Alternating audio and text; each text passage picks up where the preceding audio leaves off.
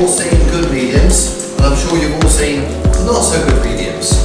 As we clearly say, mediumship should be support, love and guidance. It shouldn't embarrass you, shouldn't hurt you mentally, physically or emotionally, and it should give you maybe an indication or direction of where you're going in life, but not telling you what to do. You may get a loved one come through or a guiding influence that says you need to look after yourself a little bit better.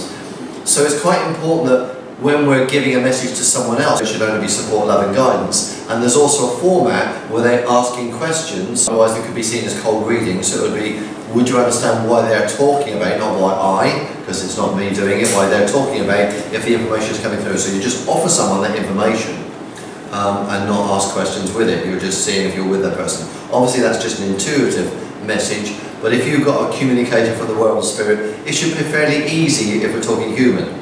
It should be either male or female. There's your first start, and quite quickly we should work out, is this person connected in that person's family? Do you feel that?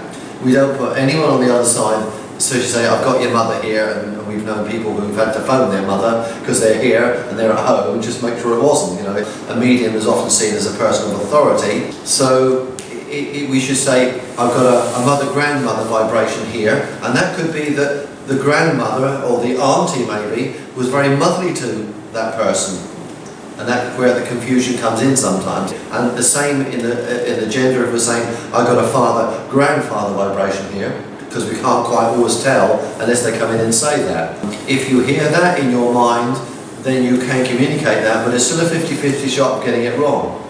Okay, so if you actually bring in that and say, well, I've got a father-grandfather vibration here, that's what you're offering to the person. Once you've got that connection, then you're saying to that person, you describe the personality of the person that's coming through. Maybe height, shape, character, what they're saying, and hopefully something should make sense and make it fit. So you certainly have to identify where that person sits within the understanding of that person or the ones that have passed over.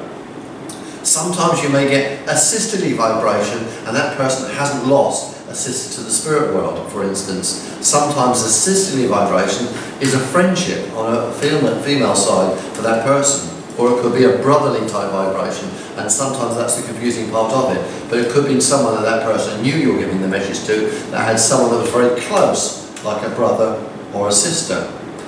If you bring someone through that they don't understand who it is, you have to go, hang on a minute, am I with the right person? We know sometimes that we could be with this side of the group, and it could actually, the energy's moving, but I could be talking to this good lady and not the one next to her.